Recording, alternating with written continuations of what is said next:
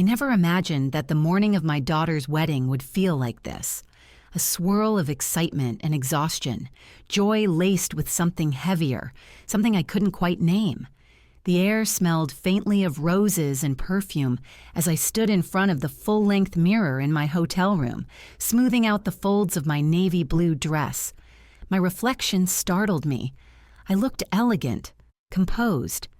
But inside, my heart was racing, like I was the one about to walk down the aisle.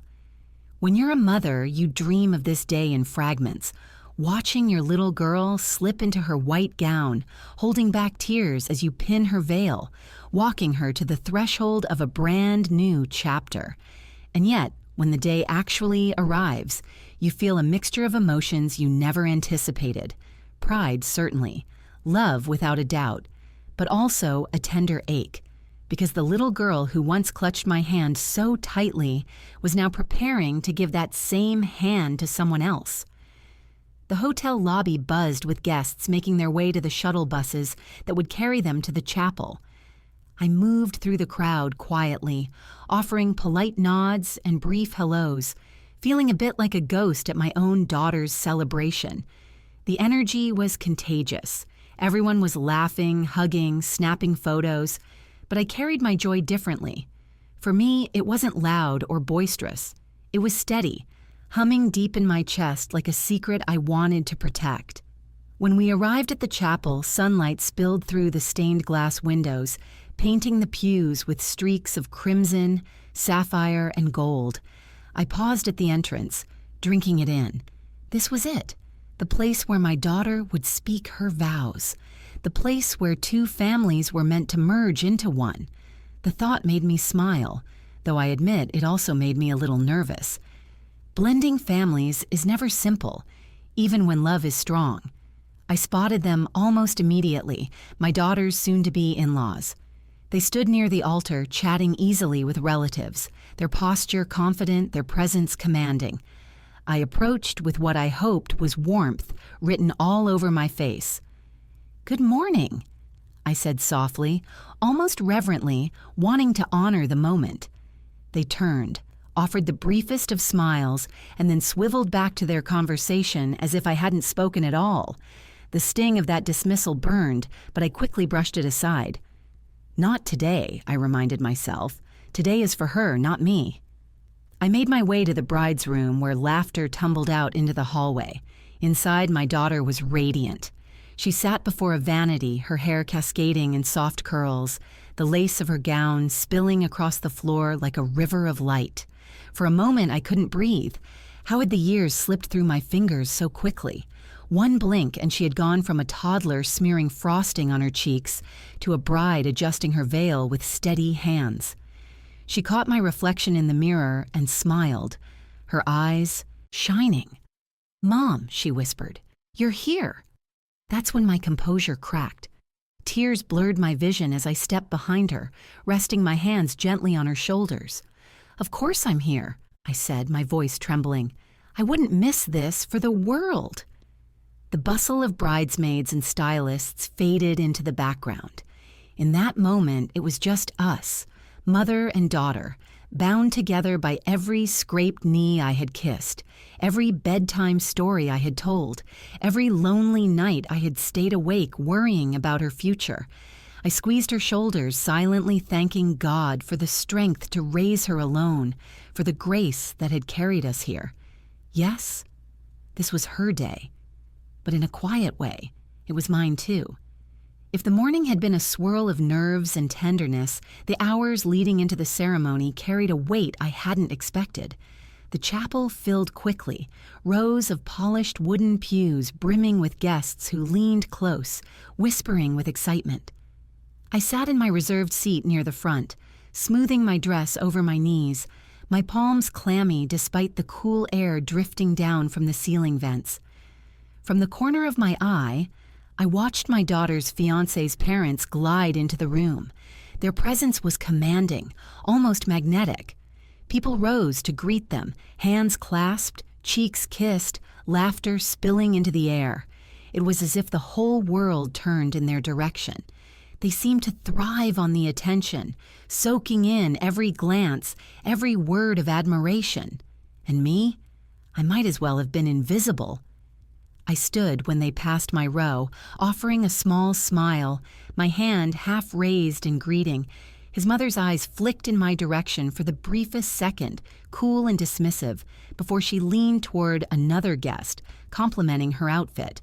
His father didn't even glance my way. It was as if I didn't exist at all. The sting cut deeper than I expected. I told myself it didn't matter, that this day was about my daughter and no one else. But being treated like an afterthought on the very day I had dreamed of since she was born, it lodged a sharp ache right in my chest. I folded my hands together, forcing myself to focus on the stained glass windows, on the soft notes of the string quartet, on anything but the hollow space opening inside me. I tried to be gracious. I told myself they were nervous, distracted, caught up in the magnitude of the day. But deep down, I knew better. This wasn't a simple oversight. It was deliberate. Their warmth flowed toward everyone else, but when it came to me, they drew the line cold and clear. As the organ swelled, I let my thoughts wander back to the years that brought me here. To the mornings I rose before dawn, packing lunches and braiding hair, balancing bills while making sure my daughter never felt the weight of what we lacked. To the nights I stayed up late, helping her with homework, whispering encouragement when she doubted herself. To the teenage years, when every slammed door and angry tear softened into late-night talks on the edge of her bed, I had been both mother and father, comforter and disciplinarian, cheerleader and counselor. Every ounce of who she was today had been carved from the sacrifices we made together, and yet here I sat, unacknowledged, overlooked, as though my role had been nothing more than a footnote. Still, I reminded myself, she knows, my daughter knows. That truth was my anchor. The way she had looked at me in the bridal suite, her voice tender when she said, "Mom, you're here." That was all the validation I needed. But as the ceremony began, with his parents beaming proudly at their son, I couldn't shake the thought, why did their approval matter to me at all? Perhaps because deep inside, every mother longs not just to raise her child well, but to be seen, to be acknowledged for the love and labor that made it possible. The vows were exchanged, the kiss sealed their promises, and the congregation erupted into applause. My heart swelled with pride, even as my eyes flicked toward the couple seated a few rows over. They clapped enthusiastically, smiling at the new husband and wife, still careful not to meet my gaze. I sat quietly, hands folded in my lap, a smile painted on my face. But deep within, I felt a quiet resolve forming. Today might have begun with me invisible, but somehow I knew the story wasn't finished yet. After the ceremony, when the chapel doors opened wide and sunlight poured across the aisle, I caught my daughter's eye. For one fleeting moment, it was just the two of us again.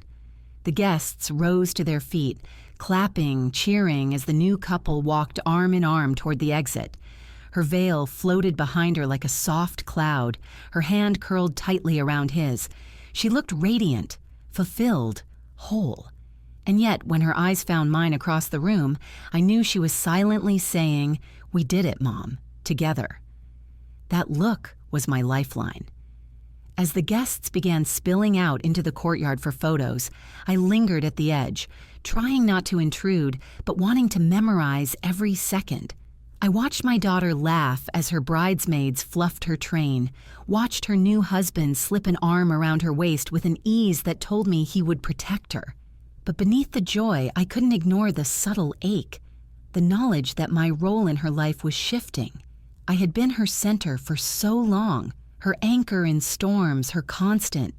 Now she had chosen a new partner to walk beside her.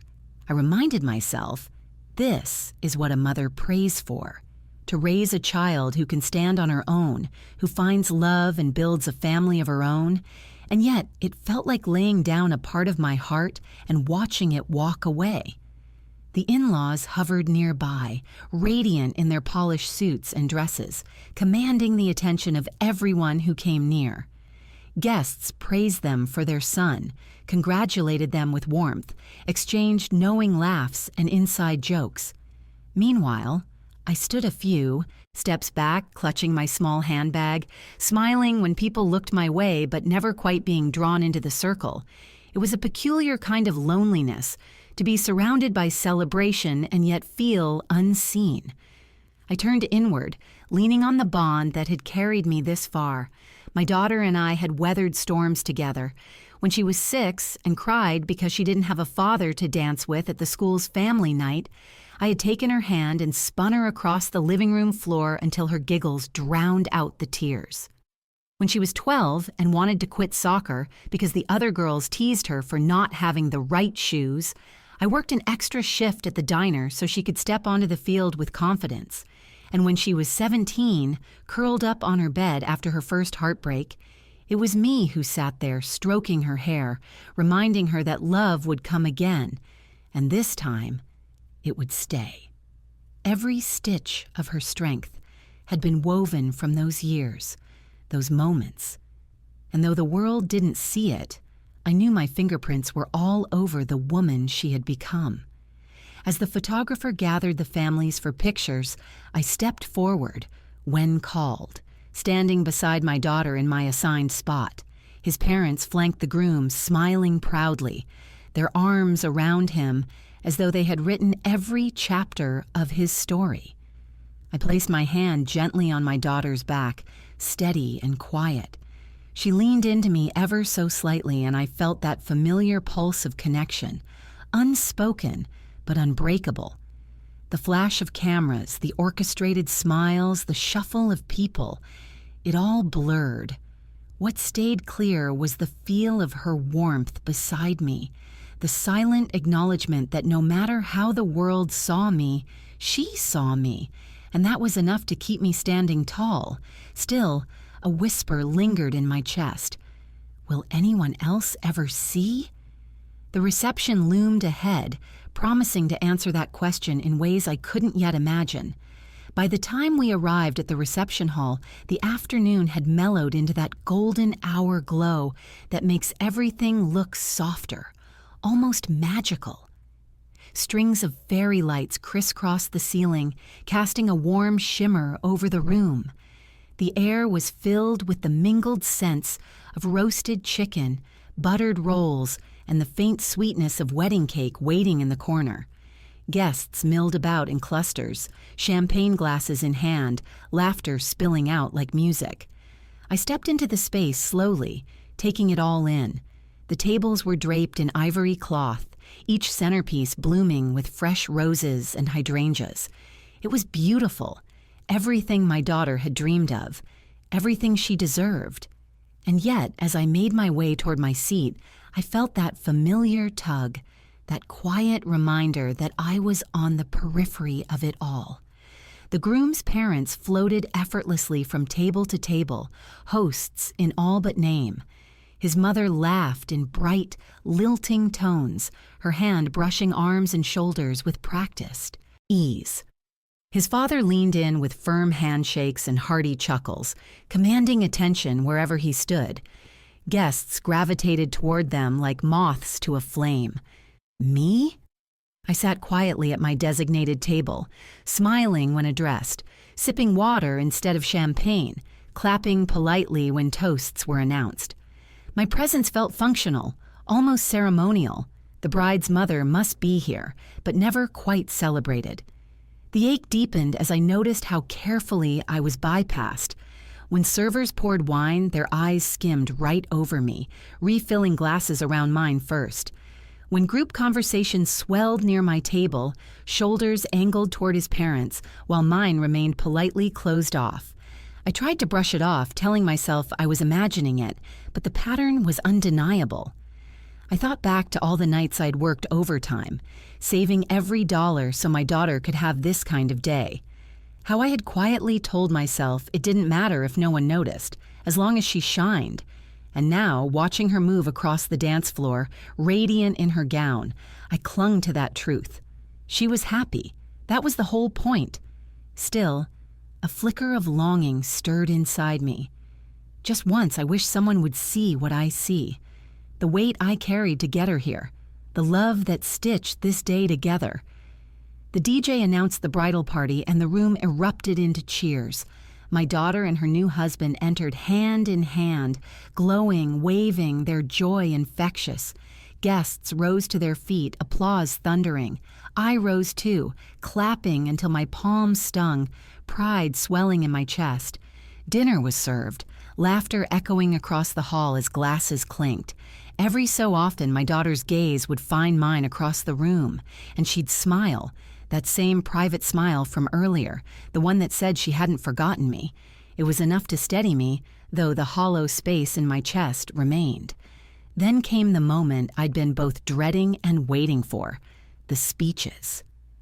The DJ's voice rang out, asking everyone to quiet down as the groom made his way to the center of the dance floor. A microphone was placed in his hand. His parents sat up straighter, their faces already arranged into expectant smiles, as though they knew the script that was about to unfold. I folded my hands in my lap, bracing myself for more applause in their direction, more invisibility for me. My heart beat steady but heavy, each thump echoing in my ears. The groom cleared his throat, glancing briefly at his bride before turning to the crowd. His first words were nothing I expected. Before I say anything else tonight, I want to thank the woman who made me the man I am today, my mother-in-law. The room stilled, as if every breath had been pulled out at once. My chest tightened, and for a second, I couldn't move. The spotlight had turned, and somehow, impossibly, it was pointed at me. For a moment, I thought I had misheard him. The room had gone so still that even the clink of silverware against plates had frozen mid-air. My daughter's new husband stood in the center of the dance floor, his voice steady, his eyes sweeping across the crowd before finding me.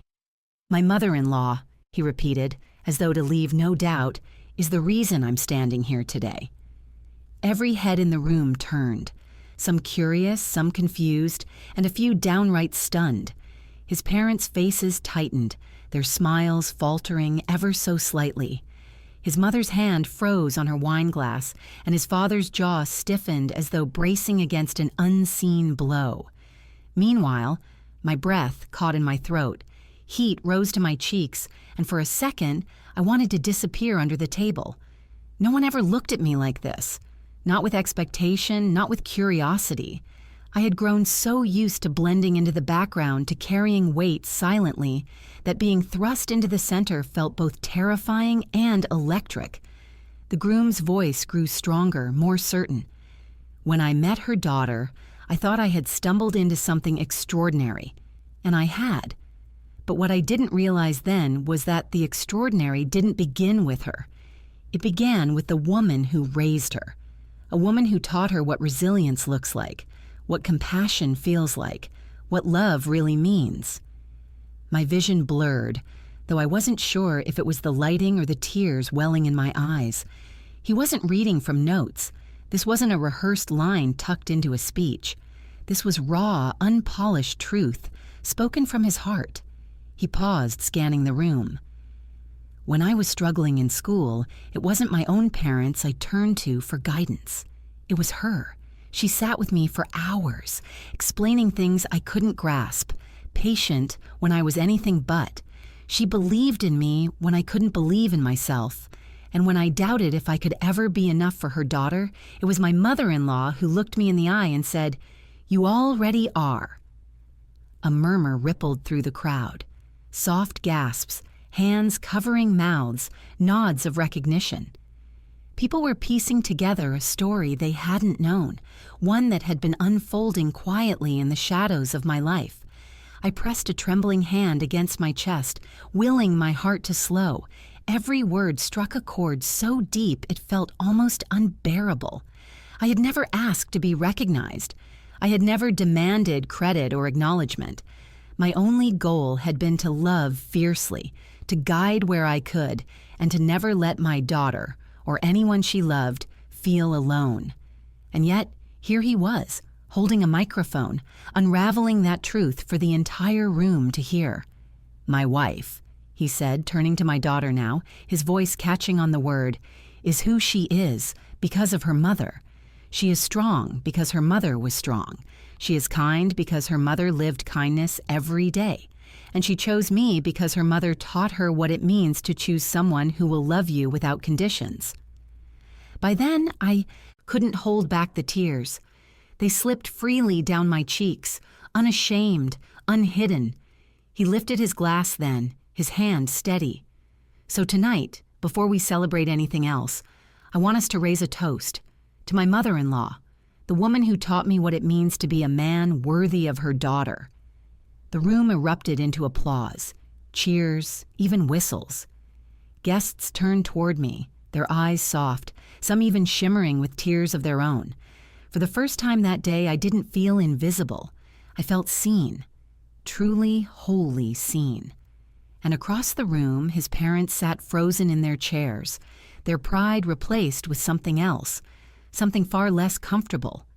The applause was still echoing when he lowered his glass, and instead of returning to his seat, he held the microphone a little tighter.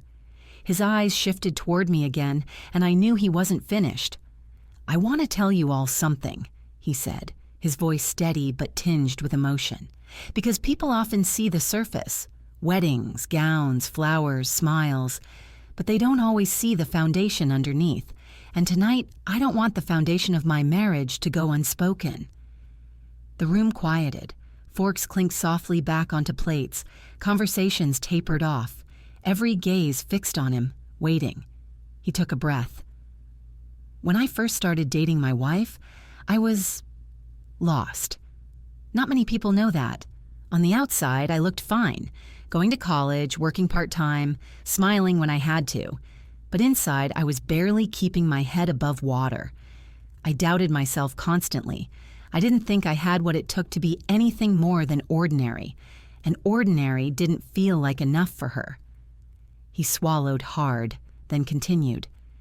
There were nights I sat in her mom's kitchen long after my girlfriend had gone to bed, just me and her mother talking over cups of coffee. She didn't lecture me, didn't judge me. She just listened. And when she did speak, it was with a kind of wisdom that came from someone who had lived through storms of her own. She told me that strength isn't about being the loudest in the room.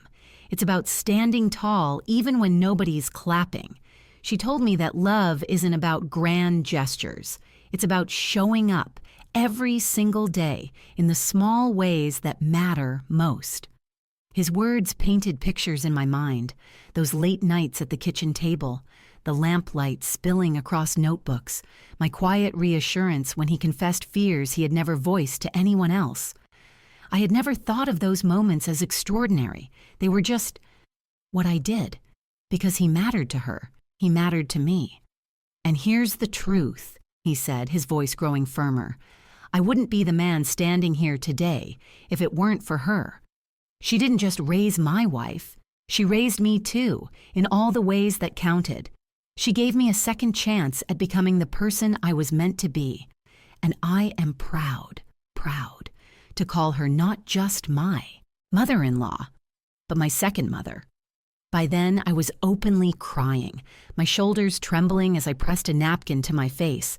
The crowd's reaction was unlike anything I'd ever experienced. Some guests dabbed their eyes, others nodded in agreement, a few even rose to their feet, clapping slowly, reverently. And then, something I'll never forget. My daughter's hand slipped into mine under the table. She squeezed it tightly, tears shining in her own eyes. That simple gesture said everything. You see, Mom? He sees you, and so do I. Across the hall, I caught sight of his parents. Their smiles were brittle now, their eyes darting between their son and me. They shifted uncomfortably, the applause ringing around them like a truth they couldn't silence. For years, I had told myself that I didn't need their acknowledgement, that my worth wasn't tied to anyone else's opinion. But in that moment, watching their composure crack, I felt something deeper than vindication. I felt free. Because it wasn't about being better than them. It wasn't about winning. It was about being seen for who I was and realizing that the love I had poured out all these years hadn't gone unnoticed after all. When the applause finally quieted, the atmosphere in the room felt different, charged in a way I couldn't fully explain. Something had shifted. It wasn't just that the groom had praised me, it was that he had rewritten the script everyone thought they knew. The rest of the toasts continued. Funny stories from the best man, heartfelt words from the maid of honor. But the air never returned to what it had been before his speech. People glanced at me more often, their smiles warmer, their eyes softer. Guests who hadn't spoken to me all evening leaned across tables to offer small nods of respect. Even the servers, moving gracefully between chairs, seemed to pause when they poured my water, as if suddenly aware that I wasn't invisible. And then there were his parents. They sat rigid in their seats, their earlier confidence visibly shaken. His mother's smile had gone tight, the kind of smile that doesn't reach the eyes. She clapped politely after the maid of honor's speech, but her gaze never strayed near mine. His father, usually boisterous, now seemed strangely subdued, his shoulders drawn inward, his hands folded neatly in front of him as though he didn't know what to do with them. I should have felt triumphant. For a fleeting second, I'll admit, I did. There was satisfaction in seeing their certainty crack, in watching them realize that their son's gratitude and loyalty had stretched beyond the bounds they had drawn. But the feeling didn't linger long, because this wasn't about revenge. It wasn't about proving them wrong. It was about the truth finally being spoken out loud. I sat taller in my chair, not because I wanted to flaunt anything, but because for the first time in a long time, I felt no need to shrink. I had spent years carrying my pride quietly, tucking it into places where no one could trample it. Tonight, that pride was out in the open, and it wasn't boastful. It was steady, rooted, undeniable. At one point, my daughter's husband caught my eye across the room. He lifted his glass slightly, a small private gesture just for me. I returned it with the faintest nod, my lips curved into a smile that carried both gratitude and understanding. That one exchange was more powerful than anything words could have added. Later, during dinner, people began stopping by my table. A cousin of the groom leaned down, whispering, "I had no idea. That was beautiful." A neighbor of mine, who had watched my daughter grow up, squeezed my shoulder and said, "You should be so proud." Even the maid of honor brushed past me, her eyes damp as she murmured, "You've raised two incredible people." Each word washed over me like a balm, not because I needed validation, but because hearing it after years of silence felt like sunlight on skin that had grown too used to shadows. Through it all, I remained composed. I didn't gloat, didn't glance smugly at his parents, didn't let myself be pulled into the temptation of bitterness. I had fought too hard to carry myself with grace to abandon it now. When the DJ called everyone to the dance floor, I stood back for a while, watching. My daughter and her husband moved together like they had been dancing forever, their faces glowing in the dim light. His parents joined the crowd eventually, their smiles reassembled, their laughter a little too loud. They were trying to reclaim their place, and I let them, because my place was already secure. I knew now that I didn't need their approval or anyone else's to validate what I had given. My daughter's happiness, my son-in-law's words, those were enough. Still, as I stood there, I couldn't help but feel that quiet thrill, that quiet victory. Not because they had ignored me, but because, in the end, I could no longer be ignored. As the night stretched on, the reception began to blur into a series of glowing moments, laughter spilling from the dance floor, the clink of glasses raised in toasts, the rustle of satin dresses brushing past as guests moved from table to table. But for me, everything seemed sharper, clearer, almost illuminated, because for the first time that day, I felt truly present. After his speech, people kept finding their way to me. Old family friends, co-workers of the groom, even distant relatives I barely knew. They leaned in, offering kind words, gentle touches on my arm, gratitude that felt long overdue. Each one said some variation of the same thing. He sees you. We see you now, too. I smiled through it all, humbled and a little overwhelmed. I wasn't used to being the center of attention, and truthfully, I didn't need it.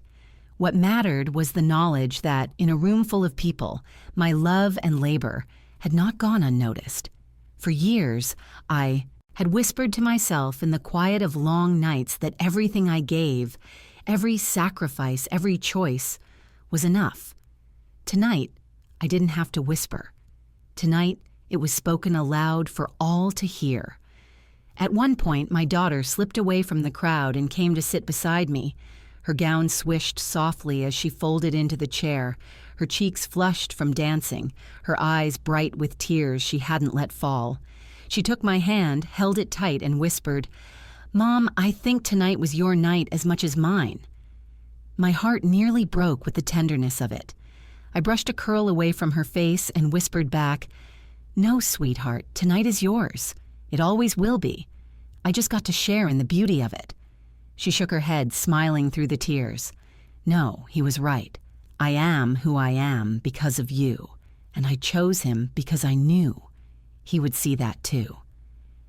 That moment, just the two of us in a quiet corner of a crowded room, was more precious than anything else the day had given me. It was the full circle of motherhood, the proof that the years of sacrifice hadn't just raised a daughter, but shaped a woman who loved deeply, wisely, and well. As the music swelled again, I glanced across the room. His parents were laughing now, louder than before, their smiles polished back into place, but I didn't need to measure myself against them anymore. For so long, their coldness had pressed on me like a shadow, but now I understood. It didn't matter. They could ignore me 1,000 times over, but the truth had been spoken, and truth is louder than silence. When the night drew to a close, sparklers in hand and cheers erupting as the couple dashed out into the cool evening air, I stood a little apart, watching them disappear into their future. My daughter glanced back once, her face glowing in the flicker of light, and mouthed a single word, "Mom." I nodded, my heart swelling until I thought it might burst. Driving home later, the city lights blinking past my window, I replayed it all. Not the dismissal, not the moments of exclusion, but the words that had shattered it all. I'm the man I am today because of my mother-in-law. It wasn't about glory. It wasn't about recognition. It was about knowing that love, given freely, always finds its way back. And as I lay in bed that night, exhausted but full, I whispered to myself what I now knew to be true. I was never invisible. I was never erased. My daughter, my son-in-law, and this life we built, proof that I had always mattered.